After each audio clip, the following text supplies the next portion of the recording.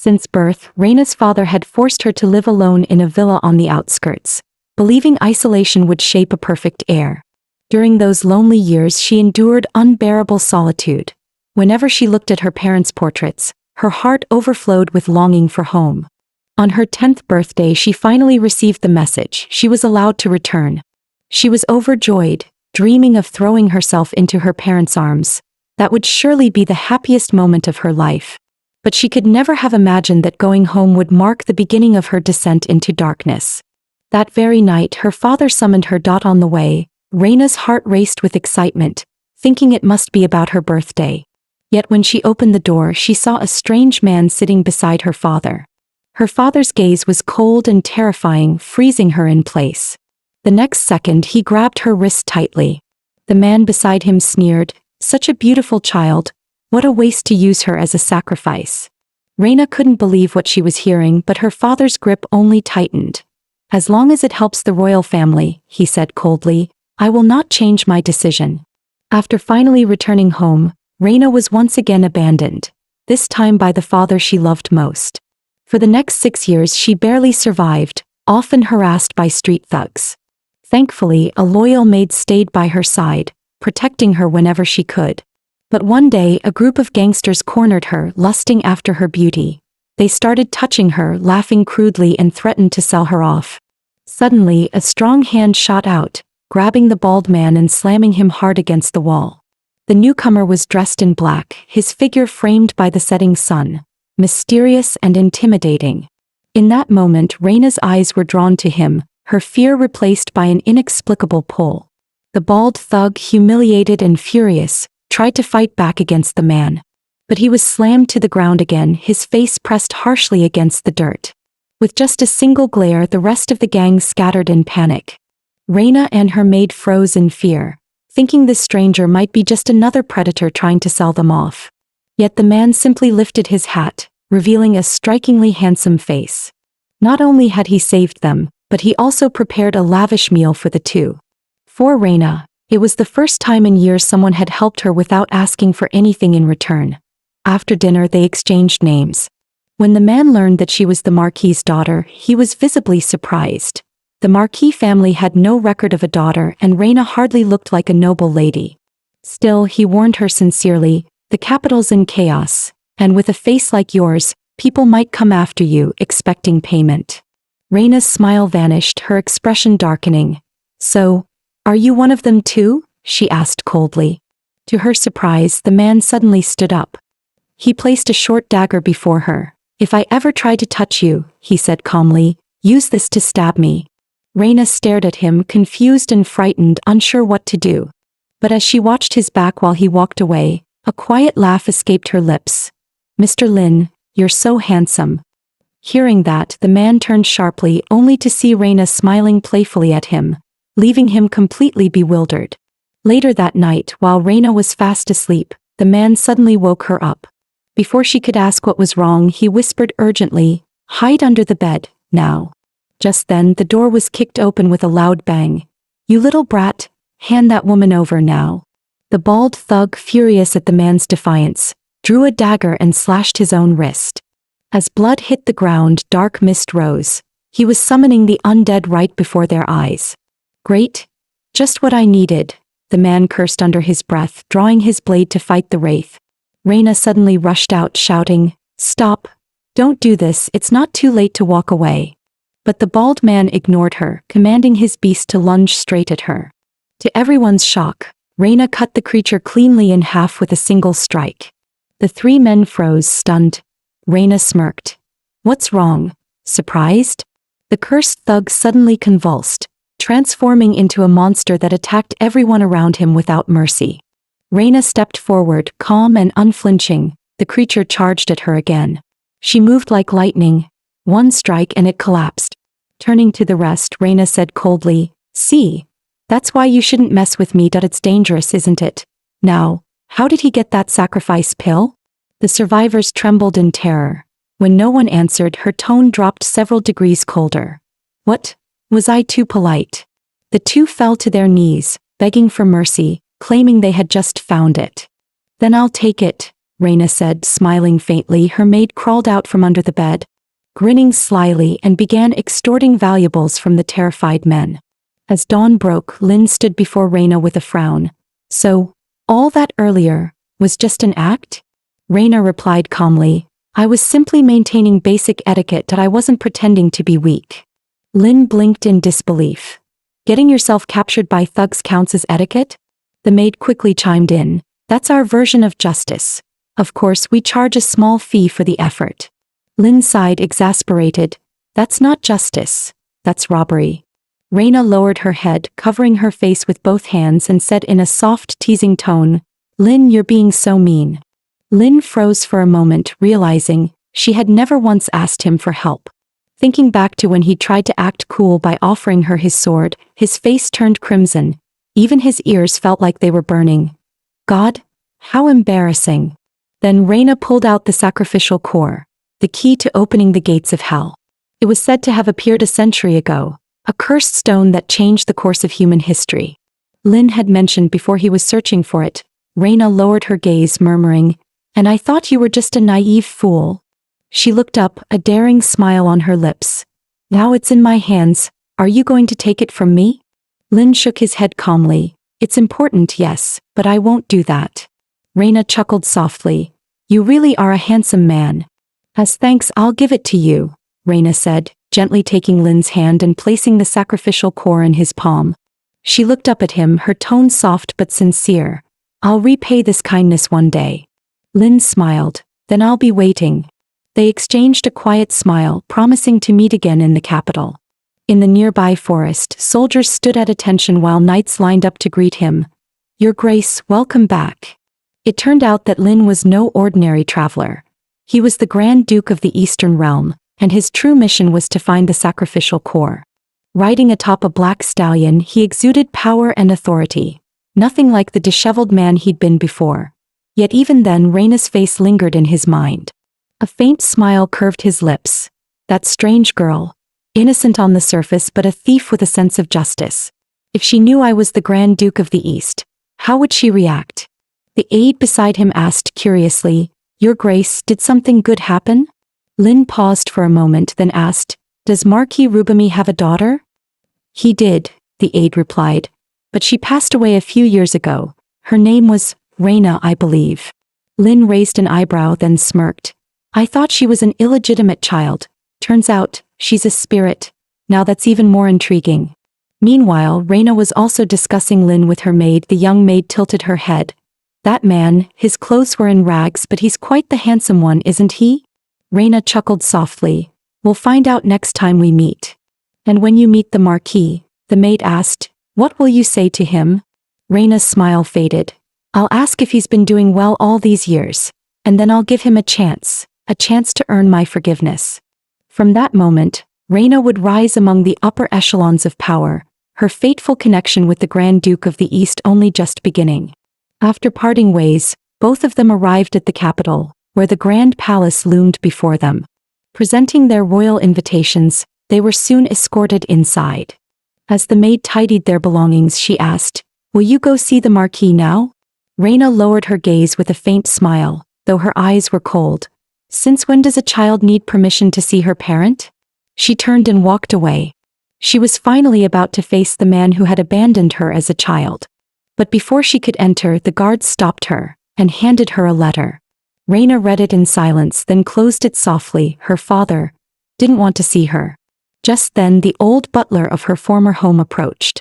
Inside the study, Reina greeted him gently. It's been a long time. How have you been? The butler snapped coldly. Why are you pretending to be the dead? Reina spoke softly, recalling childhood memories and little moments they'd shared. But he refused to believe her. Or perhaps he simply couldn't accept it. A servant entered with tea and snacks. The butler's tone suddenly changed. Since you're heir, have a cup before you go. He poured the tea himself. Reina looked down and said quietly, So he won't see me after all. Then, send my regards to father. Ask if he's been well. She lifted the cup, her lips curling into a cold smile. If my body turns up tomorrow, what do you think people will say? The butler froze, his face pale. Did she realize it was poisoned? Yet Reina didn't hesitate, she drank every drop and walked away. Back in her room she fell to her knees, vomiting into the basin. Sliding down the wall she laughed bitterly. How ridiculous. I actually hoped he'd feel guilty, hoped he'd regret it. The letter had said, abandoning Reina was his greatest pain. Her mate fumed, scolding her. You knew it was poisoned. Why did you still drink it? Reina sighed, tilting her head back. He went through all that trouble that I might as well let him think he succeeded, that it's not enough to kill me anyway. But it still hurts, the maid whispered, leaning gently against her shoulder. As night fell, Reina woke in agony from the poison's torment. Sleep was no longer an option. She stood by the window, bathed in the silver light of the moon. Across the courtyard, a grand banquet was taking place. Lowering her gaze, Reina felt a sudden wave of loneliness. Then without hesitation she leapt from the balcony, landing softly before walking toward the garden under the moonlight. A sound came from behind her. An assassin. She spun around, ready to strike. But her attack was stopped midair by a familiar hand. It was Lynn. Reina froze in shock as Lynn spoke gently. Calm down.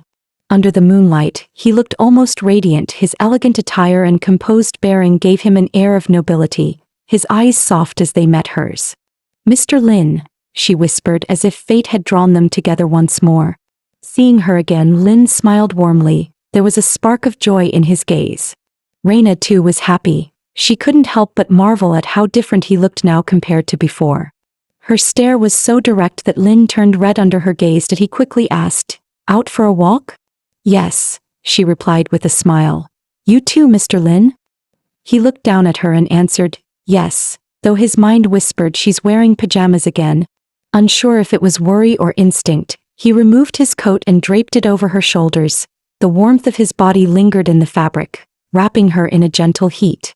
After doing so, Lynn suddenly grew awkward, his face flushed as he looked away. Reina giggled softly. So, the noble and composed Lynn wasn't very good at dealing with women after all. Lynn suddenly asked, "Did you meet your father?" Reina looked up calmly. "Are you just asking out of curiosity, or do you already know? I heard you were turned away at the gate." Reina nodded lightly as if it didn't matter. Lynn looked at her and asked, "Why did you want to see Rubid?" She sighed softly. "You seem quite interested in my affairs, yet you never speak about your own." Lynn immediately turned toward her, explaining in a hurry, "Because I'm from the east and your father's from the north. Our sides don't get along very well. I was afraid you might feel uncomfortable if you knew, so I didn't say anything," he added, his tone slightly anxious. Reina could sense the kindness behind his words. So, even his silence was out of concern for her. This man was truly impossible to ignore. She took a few steps forward and said softly, "The reason I wanted to see my father was to prove that I exist." Turning toward him, she continued, "Right now I'm someone who no longer exists in this world. Someone completely erased, someone who should have been dead. I wanted him to take responsibility for that, but in the end I couldn't even see his face." Lynn watched her back, filled with quiet wonder.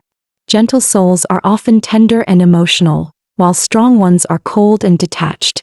But this girl possessed both gentleness and strength in perfect balance. Lynn stepped forward and said, "If the Marquis won't acknowledge you, then come to the east." The two of them walked side by side. Reina looked up at him and asked, "And you, Mr. Lynn? When I saw you searching for the soul crystal alone, I thought you were just some ordinary man. Turns out you're quite the powerful noble. Should I call you your grace next time we meet?" Caught off guard, Lynn smiled awkwardly.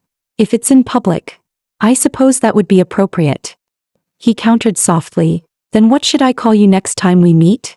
The girl smiled. "Just call me Reina." Lynn gazed at her beautiful face, his heart overflowing with emotion. Unsure how to express it, he didn't want to part ways, or lose her from his life. After a long pause, the socially awkward man finally muttered, "I usually take walks at night." That single, subtle invitation left him blushing furiously. Reina chuckled. "What a coincidence that I enjoy evening walks too." Meanwhile, in the southern territory, Duke Alls sat quietly, staring at the figure before him. He couldn't believe the powerful mercenary he'd spent a fortune to hire was, in fact, a delicate-looking young woman. The silent war in the south had dragged on for years. Battles against the undead always began in silence. and ended the same way, for those creatures responded only to sound. It was a battle doomed to be lost. Just as despair began to spread, a small framed soldier emerged from the rear lines. Her overwhelming power turned the tide of war, her figure blazing like a sacred flame. And now, Duke Alls realized that soldier was none other than the girl standing before him. His expression hardened as he looked at her. Reyna's smile faded. "I never pretended to be a man," she said calmly. "I only dressed appropriately for the situation. What your grace needed wasn't a man, it was me." Alls spoke in a low voice. "What is your relationship with Marquis Rubid?" "He's my father," she replied. "Or rather, my existence has always been his burden." Alls's face grew grim. "The North won't let this go easily. What do you plan to do next?" Reyna smiled softly. "Your grace only needs to offer me a little protection, that's all." He frowned. "So you want me to go against the North?" "Not exactly," she answered with a gentle smile. "I want you to stand on the side of the weak." After a pause, Alls finally relented. "Fine. Just as I use you, you may use me, but don't bring unrest to the south." Reyna nodded solemnly. "I'll remember that. Believe me, your grace, I'll bring you victory." The Glacia Empire was founded by its first emperor, Nihil Glacia, upon the ruins of the fallen kingdoms. Centered around the capital, Grandi, the empire was divided into 4 regions: East, West, South and North, each ruled by a branch of the royal bloodline. The East was governed by the illegitimate son of the former Eastern Duke, who, due to his birth, was denied the royal surname Glacia. The West remained under the rule of Duke Clavies, the defeated commander of the previous war. The Southern Duke, Alls, had just ended a grueling conflict, restoring order with the help of his executioner. After the Northern Duke's death in battle, his eldest son, Yuli, took the title and secured victory for the North. Yet the wounds of war ran deep. Their relations were anything but harmonious. The 3 Grand Dukes gathered for a council. Clavies was the first to speak, questioning Duke Alls about the rumors concerning Reyna. Alls calmly replied that he knew nothing. The Northern Duke, Yuli, suddenly cut in. "How low must you be to use a woman as a pawn?" His tone made it clear he already knew far more than he should. Alls denied the accusation but stated firmly, "Regardless of what you think, that girl deserves to reclaim her name and her place." Yuli sneered, accusing Reyna of deceit and blaming Alls for orchestrating the whole act. Alls shot to his feet, fury flashing in his eyes, and tension filled the chamber. Clavies quickly intervened to calm them down. "Let's not get ahead of ourselves," he said, steering the discussion away. "Where is the Eastern Duke anyway?" His diversion worked perfectly. Both men turned their anger toward the East, the one place they despised most, ruled by the illegitimate Duke. With a loud bang, the door was kicked open. A man in black stepped inside, dragging someone by the collar. He scanned the 3 people in the room with a look of contempt. "So, everyone's here." Tossing the man aside, he sneered, "This guy wouldn't tell me where the meeting was. Was that your order?" Clavies replied with a calm smile, but the intruder wasn't buying it. "A bunch of rats whispering in the dark. Your little plot could be heard all the way outside the palace." He then walked forward, stepping right over the man on the ground. Asli rose to his feet, rebuking him for his lack of manners. The black-clad man shot back sharply, leaving Asli speechless. The mad dog from the east, Rignam Etler, he could only curse silently in his heart. The Northern Duke, fed up with the farce, stood and left. Asli soon followed. Clavies, ever calculating, kept his polite smile, even complimenting the man's grand entrance before departing. In the end, only the Eastern Duke remained. The scene shifted. Back in his own palace, the man in black leaned against the wall. His expression was no longer wild or defiant. He was the very same Mr. Lynn Reyna had met before. All that arrogance had been an an illegitimate son.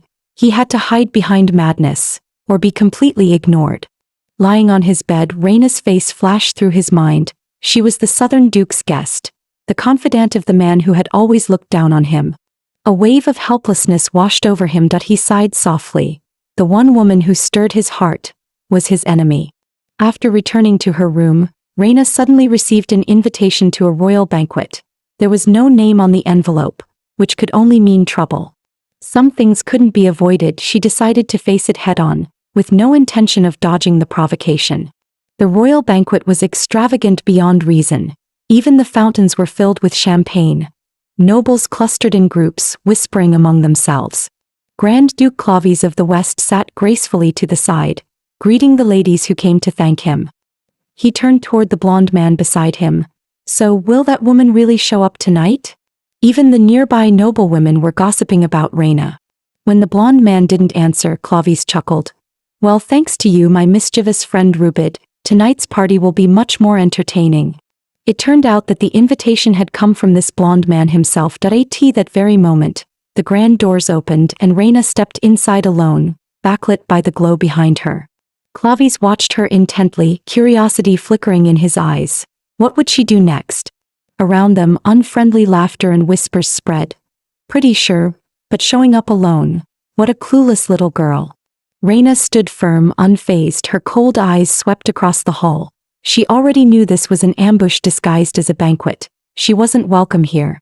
Then her gaze met Clavies's. That strange sense of familiarity washed over him again, and his heartbeat quickened uncontrollably. A sudden shout broke their silent exchange. A noble who disliked Reina had called the steward to throw her out. Reina calmly raised her hand, producing the official invitation, stopping them in their tracks. Clavies glanced at Rubid and asked coldly, was this spectacle the reason you invited her? Rubid said nothing, staring at Reina with a predatory smile. Reina suddenly felt weary and decided she'd had enough. She moved to leave, but a prickling sense of malice stopped her. Turning, she saw Rubid approach with a mocking bow. Lady, thank you for coming, he said, extending a hand. Reina answered with proper courtesy. No, thank you for the invitation. Rubid bent to kiss the back of her hand, his eyes gleaming with ill intent. Surely you're not leaving so soon, he purred. Reina's mission had been to announce her return. That was enough. If no one will dance with me, I'll take my leave, she said coolly. Before she could step away, Rubid grabbed her roughly. Such a shame. Stay a little longer. Dance with me. His large hand clamped on her bare shoulder. The gesture was crude and lewd. Every head in the hall turned. Before Reina could decide how to respond, the blonde man waved for champagne, smiling with malice. Let's have a drink before the dance. A bad feeling made her refuse outright. Angered, he snatched the champagne and dumped it over her head. He even shoved a handkerchief, used to wipe the spill, into her bodice like she was a common street woman. Reina stood frozen, stunned by the humiliation. Hearing the snickers and whispers, she wasn't unwilling to fight back. She only weighed her options. Strike Rubid now or return his rudeness with a splash of champagne to his face. Fury boiled within her. She wanted to tear him apart. In the end, though restraint won, she swallowed her anger and held back. Reina's soaked face curved into a calm, chilling smile. She gently removed the flower from her chest, wrapped it in the same handkerchief he'd shoved at her, and handed it back politely. In the softest tone, she told him, her heart already belonged to someone else. Then she turned and left that filthy banquet hall without another word. As she ran, thoughts burned through her mind. How do I make him pay? How do I get justice? Revenge had already taken root in her heart. When she rushed back to her room, her maid Yuni gasped at the sight. My lady, did you fall into a fountain of champagne? Reina ignored her, her whole body trembling with anger. Bring me the South's uniform, she ordered coldly. She realized her mistake. Dealing with a mad dog like Rubid should never have been done in a dress. Back in the hall, Clavies sighed at Rubid's lack of manners, but Rubid only sneered. She's just an ugly girl. What's there to pity? Before he could continue, the crowd suddenly stirred in commotion. Quiet. Rubid snapped irritably. But when his eyes turned toward the entrance, his words died in his throat. Reina stood there, dressed in the South's noble uniform, eyes sharp enough to kill. Panic flashed across Rubid's face. He had no idea she belonged to the South. When Reina extended her hand for a dance, he instinctively tried to refuse, but she gave him no chance, grabbing him and dragging him to his feet. She pulled him onto the center of the dance floor, reclaiming every ounce of dignity he'd tried to strip away, step by step, beat by beat. As the violin's melody filled the hall, Reina took control of the dance. Graceful, composed, dominant, Rubid, the once arrogant noble, now moved like a puppet on invisible strings, completely at her mercy. The wild dog of the aristocracy had become a whimpering pet, begging for leniency. Out of mercy, Reina smiled faintly and said, Let's end this peacefully. But Rubid's pride was a fragile, burning thing. Humiliated before everyone, his rage only deepened. Reyna saw it in his eyes and smirked. Then, let's make this dance even wilder. She spun lightly and released his hand. The momentum sent him stumbling backward, arms flailing. Just before he crashed into the champagne fountain, a delicate hand caught him by the waist. Even in anger, Reyna's compassion won. She couldn't bear to humiliate him further. Yet the mad dog bared his fangs again. Let go of me, he snarled, or I'll kill you. Reyna only smiled, her voice calm as ever. Then I'll return kindness with kindness. And she gently set him back on his feet. Rubid massaged his wrist, his eyes narrowing with fury. With a roar, he raised his hand and struck toward her face. The sound of the impact cracked through the room. Gasps spread like wildfire. Had she been hit? But no, the girl's slender fingers had caught his wrist in midair, stopping the blow cold. That completely enraged Reyna. Since this mad dog refused to learn his lesson, she no longer needed to hold back. With a sharp slap, she struck him across the face, sending the man crashing straight into the champagne pool. Watching the bubbles rise to the surface, Reyna finally felt the anger in her chest ease. And seeing Rubid soaked like a miserable wet dog made her feel nothing but pure satisfaction. Reyna was about to finish teaching the wet dog a lesson when applause suddenly rang out behind her. It was Clavies. His tone carried both amusement and irony. You're quite the brave girl. As Reyna turned toward him, Rubid completely lost control. Lightning crackled across his body. In an instant, he unleashed a surge of power. The champagne around him rose, twisting into shimmering blades that shot straight toward her. Reyna narrowly dodged the strike, realizing at once that this was the Northern authorities' power. The mad dog had truly gone feral. Consumed by rage, he wanted nothing more than to make her pay. When a man cannot possess a woman, he seeks to destroy her. Rubid was no exception. He called upon his inherited authority, a power that traced back to the final royal bloodline of the empire, the House of Glacia. A century ago, to resist the undead invasion, Emperor Glacia divided his divine energy into 4 parts, bestowing them upon his closest kin. As the younger brother of the northern Duke Yula, Rubid had inherited the power of Cleve. Now fully consumed by madness, he raised his hand, intent on gouging out Reyna's eyes. But before he could strike, a calm voice came from the entrance. Prince Rubid, it said, I've come to escort you. At once, Rubid froze, his hand trembled, then slowly lowered. Reyna's heart raced. Who could possibly stop him like that? As the figure stepped into the light, her breath caught. It was the man she had once called father. Yet Marquis Rubid didn't even glance at her. He simply turned away, leading the mad dog out of the hall. Father. Reyna's voice trembled as she called the word she'd longed to say for years, but all she saw was his cold, retreating back. She had once believed her father would see her differently, but it had all been a foolish dream. Composing herself, she called out again, this time in a tone fit for society, Marquis Rubid. I still have the letter you gave me, she said quietly. The Marquis paused only briefly before replying coldly, what does that have to do with me? He left without another word, leaving Reyna standing motionless, alone amid the silence. Back at the ducal manor, Rubid was still raging. That girl, she looks just like your daughter, he shouted. Rubid's face remained unreadable. My daughter is dead. That woman is just an imposter. Hearing that, Rubid grew even more furious. How could a nameless girl humiliate him, a royal, in front of everyone? The thought that she was connected to the Southern Duke made his humiliation burn even deeper.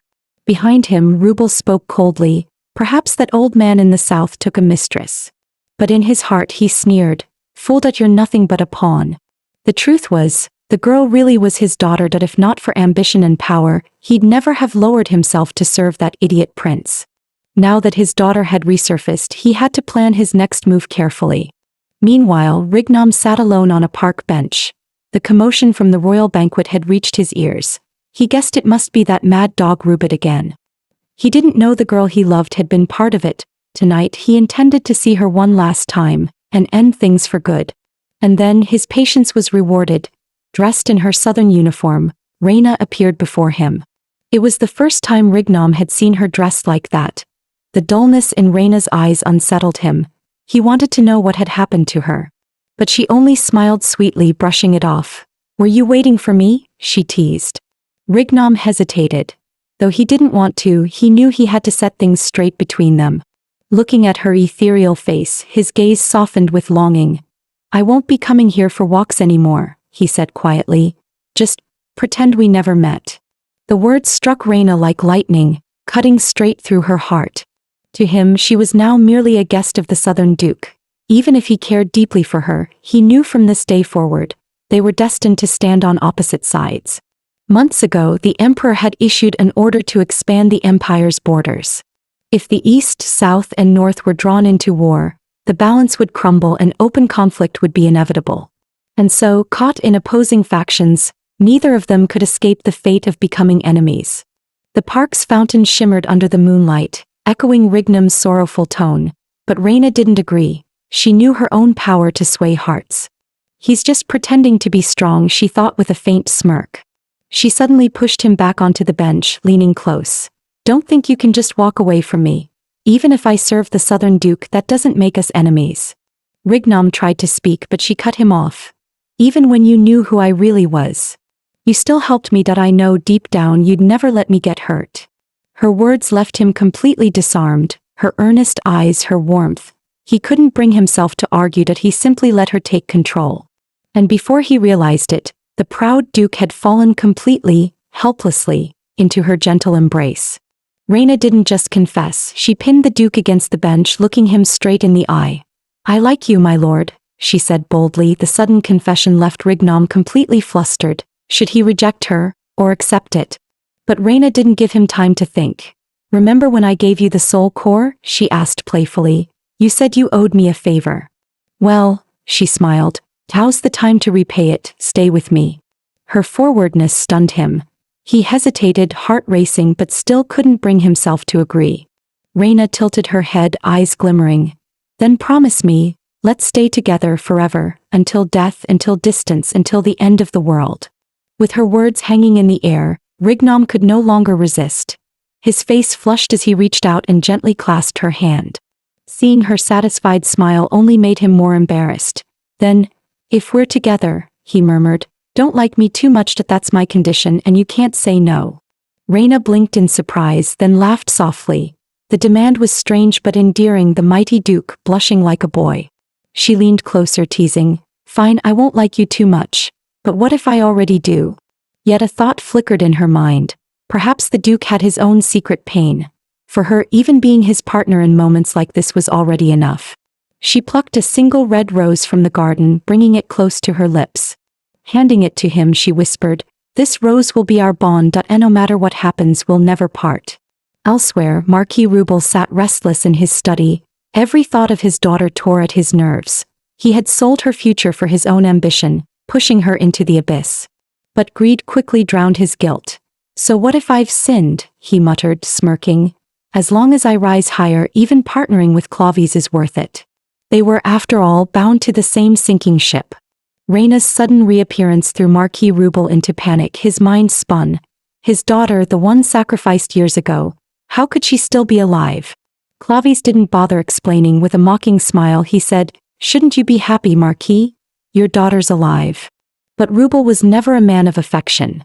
Now that Reyna had allied with the Southern Duke, she posed a threat that could unravel everything they'd built.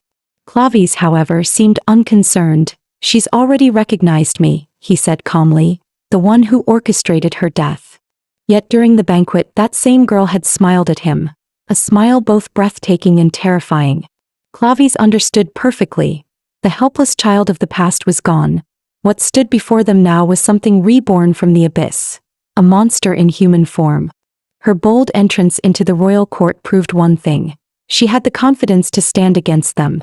And if they wanted to uncover her true purpose, only her father could draw it out. "Handle it," Clavies ordered, his tone sharp as a blade. The Marquis bowed his head. No one dared disobey the deceptively gentle bishop. But in his heart, Rubid smirked that if this holy man ever turns on me, I won't go down alone, for he held one of Clavies' darkest secrets. Years ago, the world had ruptured. An abyss had opened, spilling out foul air and undead wraiths. The place became known as the tomb. The emperor himself had once entered that tomb, returning with a mysterious power, the authority. A power that consumed Clavies' obsession. Desperate to obtain it, he had secretly sacrificed millions of young girls, casting them into the abyss, all for the sake of claiming godlike strength and ruling the empire himself. Rubid had been dragged into that nightmare with him, bound to the same sin, unable to ever crawl back out. A few hours earlier, the Southern Duke had escorted Reyna to the royal palace, though he still grumbled about her humiliating the prince. He ultimately appointed her as the Southern representative, an opportunity to shine before the Empress herself. Their footsteps echoed in unison as they entered the grand hall, where nearly every high-ranking noble of the empire had gathered. Even Rignom, the man who haunted her thoughts, was among them. But now they stood on opposing sides. The Duke of the East met her gaze from across the room, his eyes sharp, almost taunting. That roguish confidence, equal parts pride and defiance, made Reyna's heart skip a beat. To her left sat the nobles of the north, and among them her father, Marquis Rubid. Old hatred flared the moment their eyes met. The Southern Duke, sensing her unrest, quietly warned, "Stay close, don't act rashly." Then the horns sounded. The crowd fell silent as a lone figure walked forward, her steps steady, echoing through the marble floor. Everyone bowed low in reverence. She ascended the golden throne, her imperial majesty, Empress Glacia. Her tone was languid, yet her presence filled the hall. Today marks 100 years since the founding of our glorious empire. With a flick of her hand, Clavies stepped forward and unrolled a decree. His eyes gleamed with eerie delight. By order of Her Majesty, the next land to be claimed lies beneath us, the tomb. Reyna froze. She knew that place all too well. She had crawled out of that hell herself. Yet the Empress's command was absolute. Before anyone could speak, Duke Beal of the South rose and bowed. "Your Majesty, the southern front will be entrusted to Reyna." He recommended her as the vanguard. Facing the Empress, Reyna stood tall and unflinching. Even when the Empress leveled her sword at her, the girl did not back down. Her eyes burned with quiet defiance. The Empress, Glacia, gazed at Reyna with a sharp, assessing look. She raised her sword and pressed the tip lightly against Reyna's neck, just enough to draw a line of crimson. It was both a warning and a mark of recognition. Reyna's lips curved upward as she declared firmly, "Your Majesty, I shall not fail your expectations." The grand centennial celebration came to an end. Reyna followed the Southern Duke toward the exit. A familiar voice stopped her. Marquis Rubid. The arrogance once etched on his face was gone. He lowered his tone and said, "Miss Reyna." Reyna turned with a faint smile. "I'm the Empress's appointed vanguard now, Margaret. Shouldn't you address me as my lady instead?" His face flushed a dark shade of red, but years in the court had made him a master of composure. Switching to a softer tone, he said, "Please, grant me a moment of your time." After receiving a subtle nod from the Southern Duke, Reyna smiled sweetly. "Very well, I'm curious to see what tricks you'll try this time." In a quiet chamber, the Marquis began his act. "Are you, well?" he asked, voice tinged with feigned warmth. It was the first time she'd ever heard her father sound remotely caring. But Reyna knew better. Sentiment wasn't his purpose. He wanted to know why she had joined the South. Her lips curled coldly. "Who I've become isn't your concern." The words struck him hard. Realizing she wouldn't speak, the once proud Marquis slowly dropped to his knees. Reyna froze. She had imagined this moment many times, her father bowing before her. Yet now that it had come, there was no satisfaction, only emptiness. She knelt as well, whispering, "Father, you shouldn't do this." But the man was a skilled performer. Tears welled in his eyes as he choked out, "Reyna, you have no idea how much I've missed you." For a moment she appeared moved, but her gaze soon turned cold again. "If you hadn't tried to poison me," she said quietly, "maybe I would have believed you were truly my father." The man who once abandoned her now knelt before her in tears, begging for forgiveness. But Reyna was no longer the naive little girl who once sought his love. She wouldn't fall for his act again. The Marquis sensed the change in her but kept the performance going. If her forgiveness could be bought, he was ready to pay any price. Reyna, however, didn't intend to play along. She looked him straight in the eyes. "Then prove it. Admit that I'm your daughter." The Marquis froze, his face paling. He lowered his head and muttered, "I can't." Reyna's cold voice cut through the air. "And why not?" Fear flickered in his eyes. The truth was too dangerous. His sins too great years ago. Clavies had taken Reyna to extract the authority buried within the tomb, a power meant to challenge the Empress herself. If that secret ever came to light, Reyna would be branded the child of a traitor. Denying her existence was the only way to keep his own neck safe. But if you stand with me, he coaxed, you'll live like royalty, richer, more honored than any duke's daughter. Reyna's expression didn't change, she had no interest in luxury. All I want, she said quietly, is for you to acknowledge me, because once you do you'll never be able to erase me. Realizing his schemes were seen through, the Marquis dropped the pretense. What is it you really want? He snapped. Reyna reached for a dinner knife, her movements deliberate, calm. She placed it in front of him. A chance, she said softly, to be rid of me for good. If he managed to kill her before the campaign against the tomb, everything would disappear with her. But if he failed, then the cold blade in Reyna's hand would decide his fate. Yet if he could simply acknowledge her as his daughter, she would still choose forgiveness. The question was, could a man like him ever make that choice? The man was her father in name, but never in duty. 6 years ago, he had abandoned young Reyna on a cold, empty street. The little girl didn't understand what was happening. To her, it felt like a bad dream she couldn't wake from. Then came a man's voice behind her, gentle, kind, almost comforting. He smiled as if he cared. But kindness was just a mask. He took her to a woman and without hesitation, sold her to the dark underbelly of the world, for 3 gold coins. Reyna struggled, crying and begging him to take her back. Please, I'm a noble's daughter, she shouted through tears. That single sentence caught the woman's attention, her eyes gleamed with sudden interest. Oh, can you write? She asked. The little girl nodded quickly and wrote 3 neat lines on a piece of paper. The elegant strokes confirmed it. The child truly came from nobility. But the woman didn't let Reyna go. Instead, she locked the girl in a dark, airless room. To her, the child wasn't a victim, she was prophet. Soon after, one of her lackeys returned with news. The Marquis's estate had announced his daughter's death. Even the funeral was already over. The woman frowned. Something wasn't right. She cut off a few strands of Reyna's hair and sent them to the Marquis's mansion, moving the girl to a different building just in case. Then she waited for the ransom for salvation, and Reyna, fragile but hopeful, waited too. Maybe her father would still come for her. Maybe this time he'd take her home. But her hope shattered when shouting echoed through the alley. She peeked from the window and saw the butler of the Marquis's house leading armed men toward them. Reyna's heart leapt. She thought rescue had finally come. The woman rushed out to greet them, demanding gold. The butler only asked one thing. Where is she? In the other building, the woman said. The man nodded once and ordered, kill her. Flames roared to life, devouring everything in seconds. The butler didn't even look back as he walked away, the blaze reflecting off his coat like a scar of light. From across the street, Reyna stood frozen, watching the inferno consume the only home she had left. In that moment she understood. Her father had never intended to save her, he wanted her erased. When the fire finally died, she stared at the ashes. That night she buried her tears and her love. From then on, father was nothing more than a midsummer nightmare. So when that same man now knelt before her in remorse, her heart remained cold as stone. Between them only one could live. Reyna dropped her final words like a blade. Between us, one must die. Then she turned and walked away, leaving the hollow man kneeling in the dark, devoured by his own silence. Though Reyna had long lost the warmth of family, she still had one thing left. Friendship. At least Yuni was waiting for her back in the room. They had been in the royal palace for 3 days now. In those 3 days, Reyna had either been poisoned or drenched in champagne. Yuni couldn't help but worry what new danger today would bring.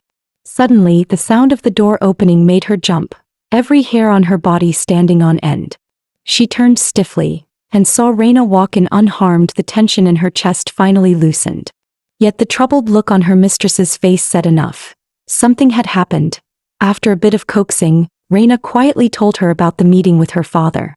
The moment she heard that name, Yuni's heart tightened again. But when Reyna made it clear she didn't want to talk further, Yuni wisely dropped the topic.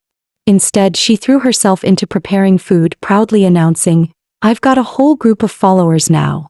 She went on cheerfully about her day, how the maids in the royal kitchen were so charmed by her personality that they gave her piles of delicious treats. Reyna smiled softly. As long as you're happy, she said, warmth flickering in her tired eyes. But behind that smile was quiet unease. Her father's promise still hung over her, and she feared Yuni might become his next target. Her tone grew firm. If you sense danger, run. Don't hesitate, don't look back. The girl blinked, tilting her head. And what if there's no danger? Reina sighed, then leaned in close to whisper the answer in her ear, a faint smile playing on her lips. As fate would have it, her warning was not in vain. Later that day, as Yuni hummed softly while washing clothes in the underground laundry, a stranger stepped quietly through the door. The man who entered the laundry room was none other than the Marquis's butler. With a slick smile, he praised Yuni for being such a hard-working girl, then pulled out a box full of candies, like a predator luring prey. But Yuni wasn't a child who could be fooled by sweets. Her eyes stayed sharp, her smile polite, but her guard never dropped. Meanwhile, in the grand palace hall, the empress had entrusted the final ceremony of the celebration to Clavies. Standing upon the altar, handsome yet cold, Clavies addressed the assembled army. From this day forth, he declared, both Reina and Duke Rignom shall obey the imperial decree. You will march into the realm of the dead and open the tomb gate. His voice echoed as he spoke of the past 800 years ago. A massive rift had torn open beneath the royal palace. Tens of thousands of undead crawled out, bringing ruin to the world of the living. Then, like a god descending from the heavens, Empress Glacia sealed the rift, slaughtering the undead and saving humanity from extinction. Now millions of soldiers stood ready. They would follow the noble leaders of the 4 regions and reopen that ancient rift, the entrance to the tomb. The sacred cores, the Jidun, served as the keys to this gate. Once the doors opened, the undead would finally be purged from existence. At Clavies's command, he drew a blade and sliced open his palm. Royal blood flowed freely, seeping into the cracks of the glowing core. As blood and relic merged, the palace trembled violently. A deep, resonant hum filled the air.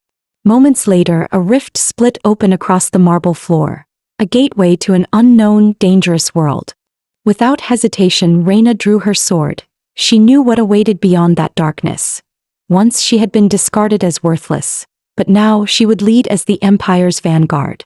Bathed in the sacred blood, the tomb gate creaked open, releasing a torrent of death. Countless undead surged forth like a tide of shadows. Reina charged first into the breach, her blade cutting arcs of silver light. One strike, one kill, 2 foes, 2 corpses. Her sword danced through the chaos, unstoppable and radiant. But the undead beneath the palace seemed endless. The armies of the east, south, west, and north each fought their own desperate battles. The field was a sea of corpses and blood. Duke Rignom of the east fought right behind Reina, his sword blazing through the darkness as he cut down the undead in sweeping arcs. Even the arrogant Prince Rubid was fighting tooth and nail. Rank and title meant nothing here. Everyone was simply struggling to survive. Reina moved like a phantom, her steps light, her blade flashing. Every swing ended another monster's existence. Then came disaster. The southern line broke. Soldiers were falling one after another. A lone man was seconds away from being torn apart when Reina burst through the chaos like a divine light, slicing through the undead and pulling him to safety. She instantly realized the south had become the undead's weak point of attack. Her fears were confirmed as flames erupted from the tomb gate. From within, a colossal creature emerged, so massive it blotted out half the battlefield, charging straight toward the southern duke. At that critical moment, a burst of blue light streaked through the air, slamming the beast into the ruins below. Reina froze, her breath catching. For a moment she thought the duke had been killed. But when the dust settled, she saw Rignom standing tall upon the monster's corpse, sword in hand, while the southern duke remained unharmed nearby. The old man's voice trembled. Why did you save me?" But Rignom didn't answer. His eyes, fierce and unyielding, were fixed solely on Reina. Even as enemies on opposite sides, their hearts beat for each other alone. When Clavies finally struck down the last undead, the first battle came to an end. Humanity had won, for now. Yet Clavies's face was grim, but he knew this was far from over. The true enemy, the king of the dead, still awaited in the depths. "To truly end this plague," he said coldly, "we must destroy the undead king himself. What we've faced so far," he glanced at the carnage, "was only the appetizer. 10 days later, the Empire would unite its full military strength for the first grand campaign. The mission this time wasn't just to slaughter the undead. It was to claim the crown upon the undead king's head, the ultimate tribute to the Empress. After Clavies announced the decree, the armies were dismissed to rest and regroup for the coming war. When the roll call ended, Rignam gathered his eastern soldiers and began to march back. Then a voice rang out from behind the formation, loud, crude and grating. "Hey, you mutt, stop right there." Rignam turned, his gaze falling upon none other than Prince Rubid, the barking fool himself. He didn't intend to respond, but Rubid strutted forward, puffed up with royal arrogance, trying to intimidate him. To Rignam, he was nothing more than a clown in fine clothes. With a calm glance, he muttered 2 words, "Idiot," then turned away, walking off without a care. "A slave-born mongrel dares defy me?" Rubid's scream split the air, the insult cutting deep. Rignam's calm expression darkened, the chill in his eyes sharpened to steel. Oblivious to the danger, Rubid kept spewing filth, convinced his bloodline made him untouchable. The tension thickened, one wrong move and swords would cross. Suddenly, a gentle yet steady voice intervened. "Duke Rignam, a pleasure to finally meet you. I'm Reyna from the south." She ignored Rubid completely, stepping gracefully toward Rignam with a respectful bow. "You were the one who saved the southern duke earlier, weren't you? I'm deeply grateful for your aid." "Hey, can't you see I'm talking here?" Rubid shouted, veins bulging in fury. But Rignam's anger faded as he looked at Reyna. A faint smile touched his lips. "Think nothing of it," he said softly. "It was no trouble." Turning to his men, he ordered, "Prepare to move out." Then walked away, calm and composed. Rubid stood frozen, humiliated, his rage boiling over as he screamed, "Get back here, damn you." As Rubid roared in rage, Reyna's calm, cutting voice silenced the air. "Prince Rubid, mind your manners. Even when you lose your temper, don't forget your etiquette." His face flushed with fury. "A perfect timing. I've got a score to settle with you too. I was already furious because of that bastard." Suddenly a hand appeared, slender, pale, landing lightly on Rubid's head, ruffling his hair as if mocking him. "Easy," came a smooth voice. "Even a dog needs to know who its master is." It was Clavies. He smiled, elegant but sharp as a blade. "A well-trained dog can be useful, but training takes time. Get your hand off me." Rubid snarled, trying to shove him away. Clavies' tone turned cold. "That's enough, Rubid, go back. Your brother already left, didn't you notice?" He gestured toward the northern battalion. "What?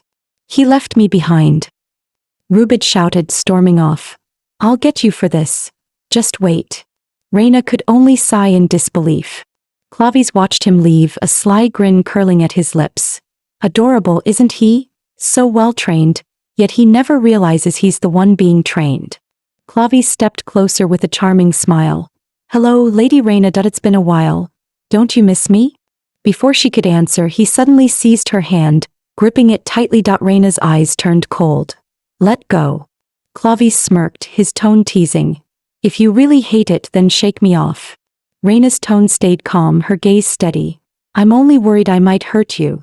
Clavies paused, then his voice softened unexpectedly. "You know, I've really missed you."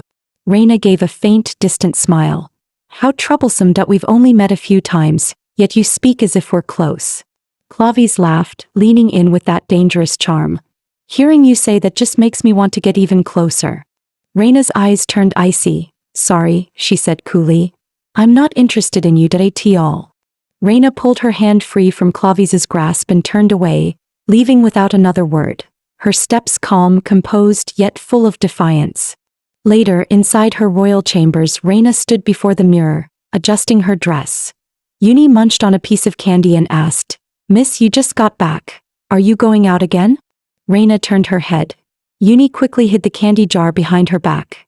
Reyna sighed softly. "Let's pretend I didn't see that. In return, I'll pretend you're not eating candy at this hour." Fixing her collar in the mirror, Reyna asked, "The person who gave you those candies, it was my butler, wasn't it?" Yuni nodded. "Yeah, I think so." Beaming proudly, Yuni raised the candy jar. "I did exactly what you told me to do. I did good, right?" Reyna smiled faintly. "Yes, very good." She had already instructed Yuni.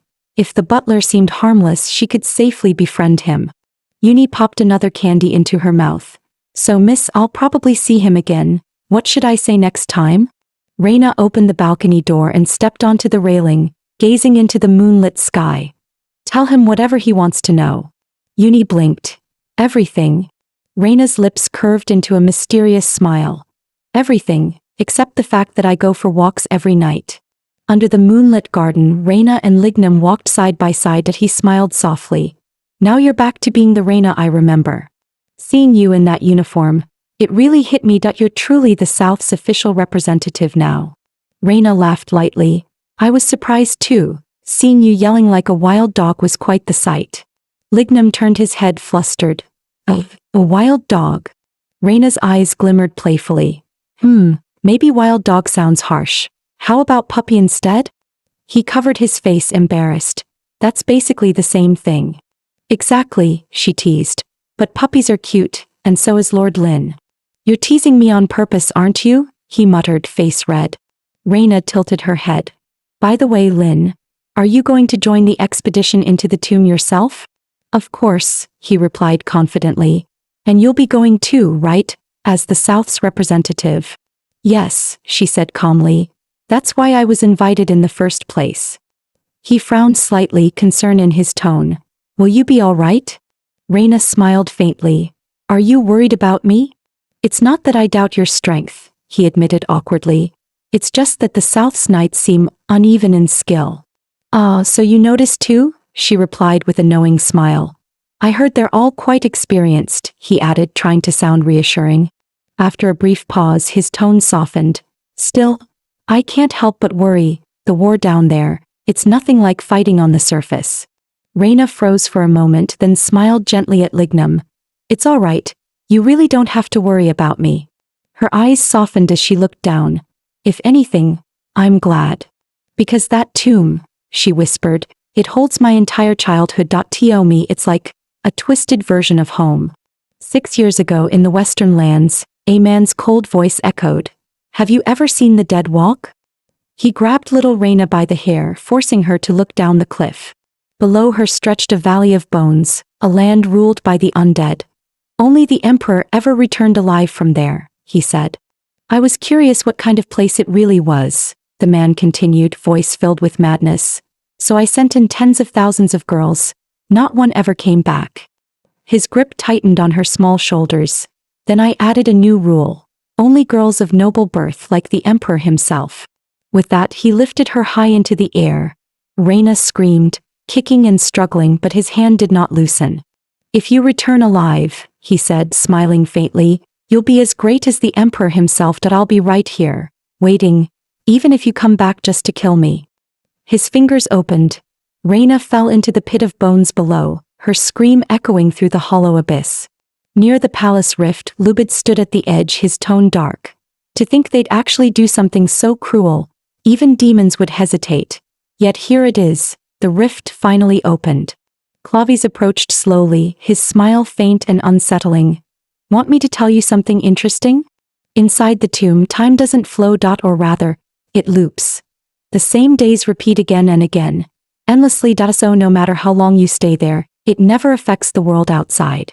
Rubid crossed his arms, frowning. And how exactly do you know that? A confident voice cut through the tension. Whatever you just said, I assume you'll be sharing it with the East as well? Lignum appeared with his soldiers, his tone sharp. Rubid's temper flared instantly. Stop right there. It's North's turn to guard the rift. Eastern dogs like you, get lost. Clavies raised a hand calmly. Easy, Rubid. The Duke of the East just wants to inspect the inside. What? Rubid blinked, caught off guard. But before anyone could stop him, Lignum was already at the rift. Stay here, he ordered his men. I'll go alone.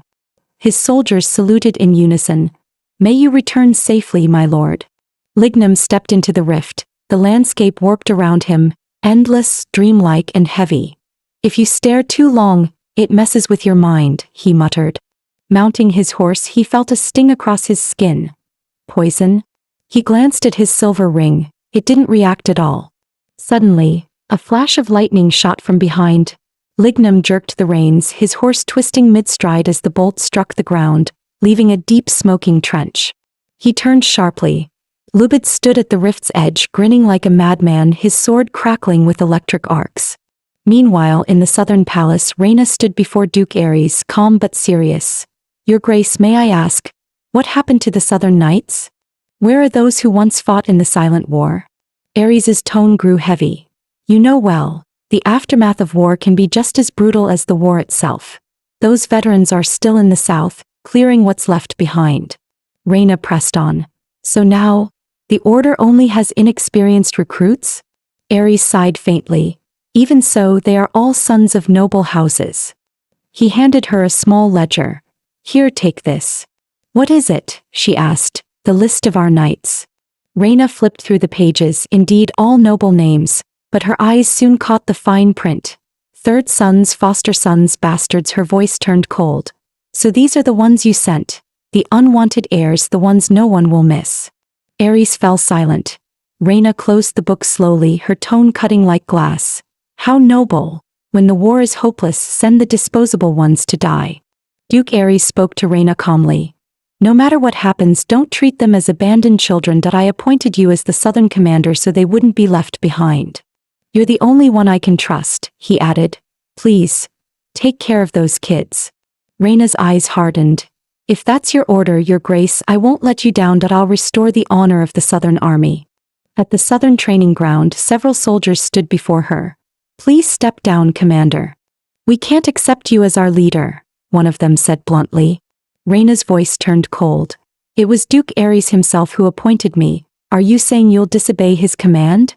The men protested. We can't trust you. You're a stranger, you're young, and most of all, you're a woman. Reyna rested her chin on her hand, unbothered. So what? One soldier spat. Arrogant woman. He drew his sword and charged. Why don't you run crying to the Duke about us? Reyna met him head-on, sword flashing. Is that really necessary? She said coolly. I'm perfectly capable of handling you myself. Deep within the rift, Lignum and Rubid still faced each other. Rubid pointed his sword at Lignum's throat, shouting, Stop showing off before me. I'll tear you apart alive. Lignum didn't flinch. If you're so eager to die, he replied evenly, I can help with that. The ground suddenly quaked, shaking violently as chunks of rock crashed down around them.